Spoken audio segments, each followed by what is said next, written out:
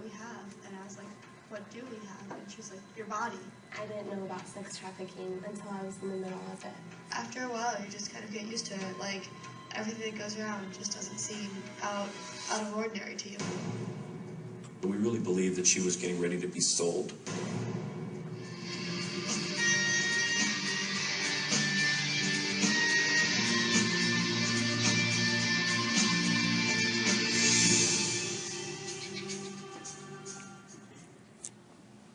So, Brianna, how old are you? 520.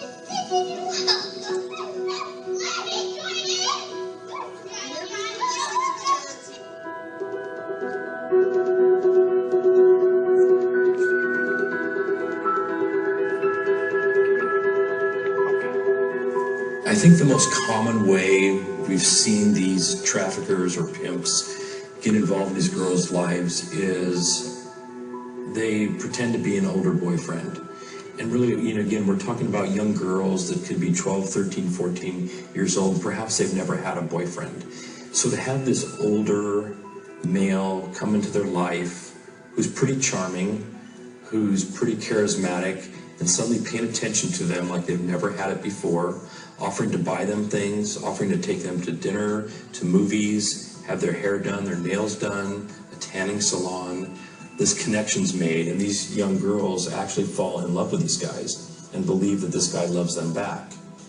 And then one day he asks for something, and even though she doesn't want to do it, she's so worried about losing him that she will.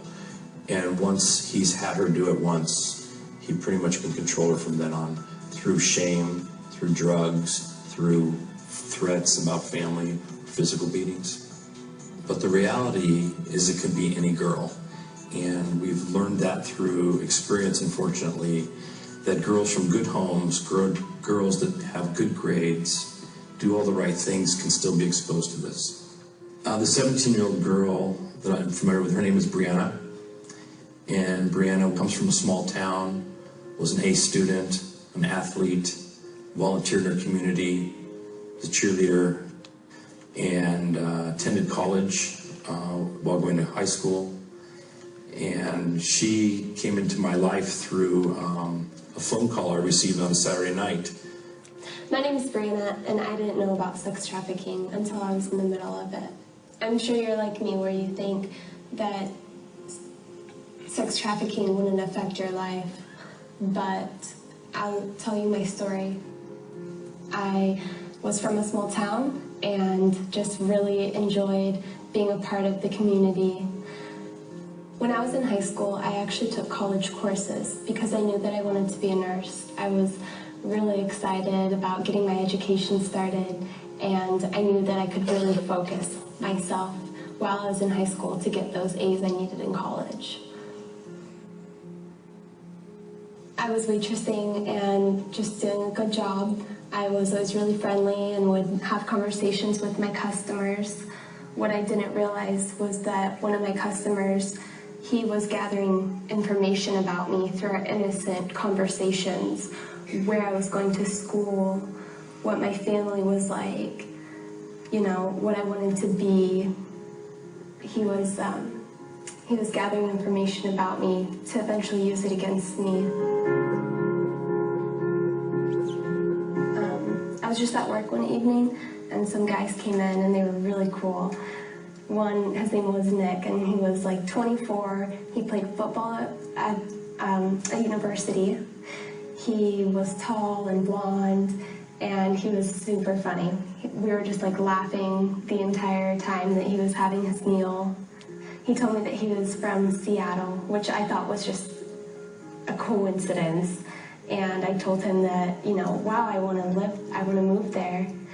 And we were just flirting the whole time, and he was telling me how beautiful I am and making me feel good about myself. At the end of the conversation with Nick, he gave me his phone number, and we talked for quite a bit of time. I made a choice that night, but I found out that they actually had chosen me.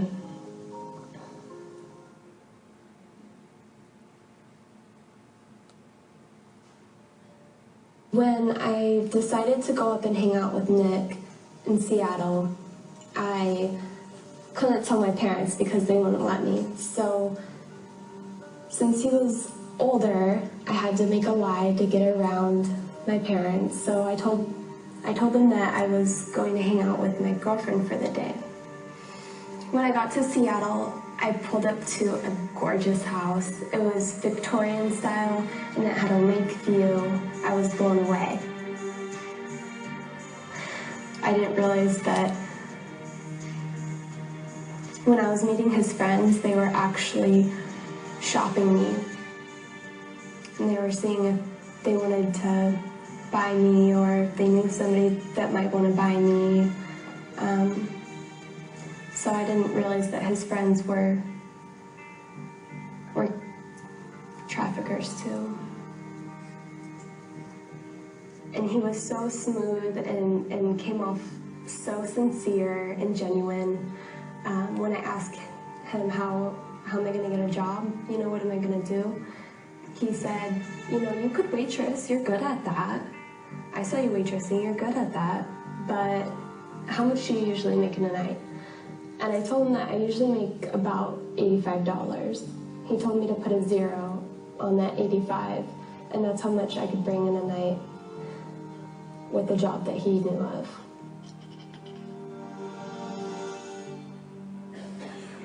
He told me that his ex-girlfriend was a dancer and that it was really easy and that I could probably do it. And for a minute I considered dancing. I was thinking, well, probably isn't that bad.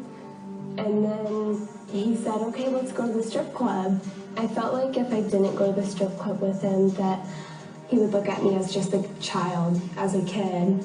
Here I am, I'm 18. I can go into a strip club at this point. And it was kind of like, if you don't, then you're not an adult. That's how I felt.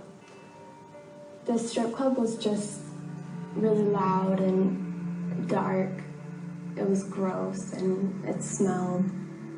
It didn't feel very comfortable, and it's like everything has this like sticky look to it. You don't really want to touch anything because everything's got germs on it. I felt kind of gross that I was even in there. I was only in the club for 2 nights dancing, but in that time frame, a lot of guys wanted to take me home, and one guy, he offered me $1,000 for an hour, and I couldn't believe it. So me and Nick talked about going to Arizona, and we both decided that I needed to return my dad's car. On my way to return my dad's car, I was calling friends to help me move out and get the car returned and then get me back up to Seattle. So the only friend that offered to help was my ex-boyfriend, and his name was Evan. I was surprised that he was going to help, but we just kept a really close relationship. We were good friends still. So when I got to his house, though, he was asking me so many questions. Evan was so concerned about where did they get all this money and why aren't they working. He was asking just these questions, and I was starting to realize that he didn't really want to help me. And then I realized that he was trying to talk me out of going to Arizona and moving out. And so I wanted to go. I wanted to leave. So on my way of walking out of Evan's door, his parents were there. I felt like Evan betrayed me because he called his parents and my parents to try to help convince me not to go to Arizona and not to move out. And, here I am, given all these opportunities to go to school in Seattle. I felt like it was a dream come true. I was going to Arizona for winter break, and they all didn't see it. I felt like my family and Evan They wanted to keep me just in this little bubble and that I'm just a child and I don't really know what I'm doing. So I was upset. I was really mad at Evan. I felt like he completely was ruining our friendship. He had lost my trust. And a woman walked into the room and introduced herself. Her name was Linda Smith, and she was the specialist in getting girls to recognize and flee from human trafficking. After a long conversation with Linda, I started realizing and recognizing that I was being groomed for trafficking, that I was in the middle of the process, and that it was almost too late. I thought Nick was the good guy and Evan was the bad guy, but now I realize he saved my life. Nick was grooming me to be trafficked. I started getting angry and upset. Linda, from all the stories that she was telling me, she told me one about a 13-year-old girl who was tricked on the night of her birthday.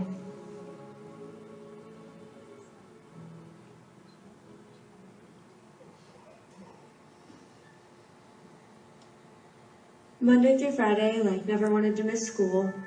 I love school, I love being around my friends, and my science class was my big thing. We were walking down the street, coming back from the little corner store, and there was these white guys out there, saying, yeah, there's a party. You guys should really come, and you guys would have fun. We were like, okay, well, we're going into 8th grade, we might as well get our first party up. Let's just go have fun. It was just a quiet neighborhood. And so we were like, it's cool. I mean, what could possibly go wrong? So we were like, yeah, this is harmless. It's like one of those ones you see in a movie. It was fun. And I was sitting on the couch just listening to music. My friends were off dancing and stuff. And some really cute guy comes up and starts talking to me. And I'm just sitting there. He was really persistent on talking to me and trying to get to know me. He was 23 or something like that. I was at Starbucks ordering a drink, and he had said, hey, do you remember me? And I was like, nope, sorry, nope, don't remember you. And he's like, okay, well, I'm pretty sure I remember you. I was like, okay, whatever. So I gave him my number, and we talked for a little bit and hang out, and we'd go to movies and malls, trips and stuff like that. And it was pretty cool. I'd never had a boyfriend before, so it was cool. He bought me a dress, and it was just really special to me. It was I felt like I was a princess, a queen or something. And he used to call me his queen. I started thinking, he really did like me, and listening to all the dreams he was trying to sell. He wants to marry me and stuff like that. And he can't wait for us to move in together and have a life. He kept saying that he needed money, and he was going to lose his cars and his house and stuff, and he's not going to have anywhere to go. So I was like, I'll help you, whatever. And so we went to this strip club, and it was just super uncomfortable. So I went out of the room, and he started yelling at me, and I was like, I'm not doing that, I want to go home. And he wouldn't let me go home till my shift was over. I was 13 when I started in the strip clubs.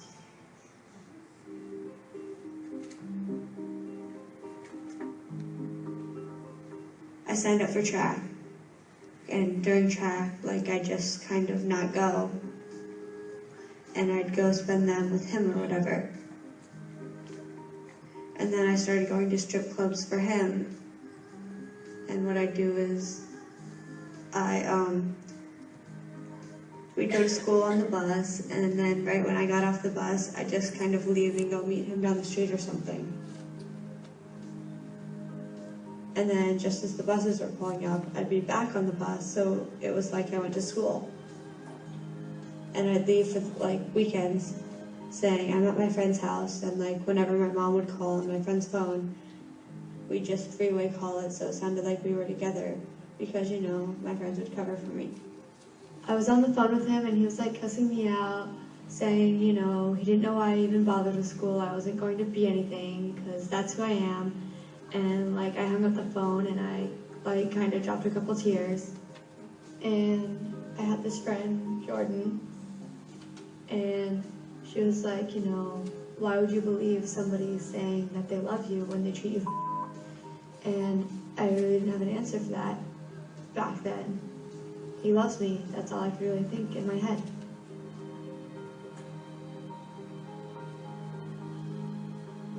And that night, my first night, I got in the car with 3 people.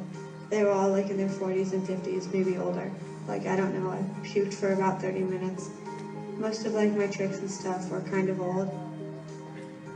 I was scared, I was nervous. I didn't want to do it, but I couldn't come back without any money. He's kind of a very physical kind of person. He, like, you mess up something, he'll slap you, or you know, depending on what you did, he'll like choke you out. They were threatening to go get her 10-year-old sister. They were threatening to go beat up her family.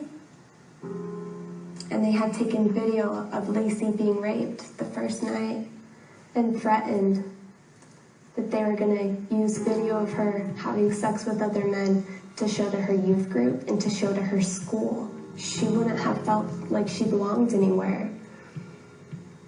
She didn't feel like she belonged with her pimp, but she wasn't safe going home.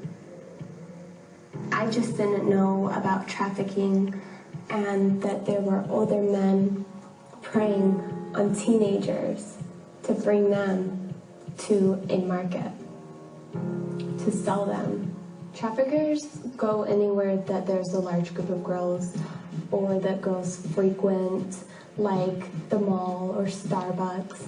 They'll go to arcades, anywhere that teenagers like to hang out at, parks, restaurants. Signs that you can watch out for your friends would be small tattoos or a tattoo of a name. Maybe your friend has an older boyfriend that she's trying to keep a secret, or she has new clothes that are really expensive, like a $300 purse or a really nice jacket. If your friend asks you to cover for her, don't do it. You're not doing her a favor. You could be helping her destroy her own life. And just like her, you don't know that what she's doing is so dangerous, but you'll never see her again. So what can we do to fight sex trafficking? I think the most important thing that we can do is get the word out. The only way to protect girls from sex trafficking is to be educated on what sex trafficking looks like. If you can't recognize the signs, you're not going to save your friend. I think Evan was a true defender of Brianna. You know, he took a chance, he stepped out, he told the truth, he told what was going on with her.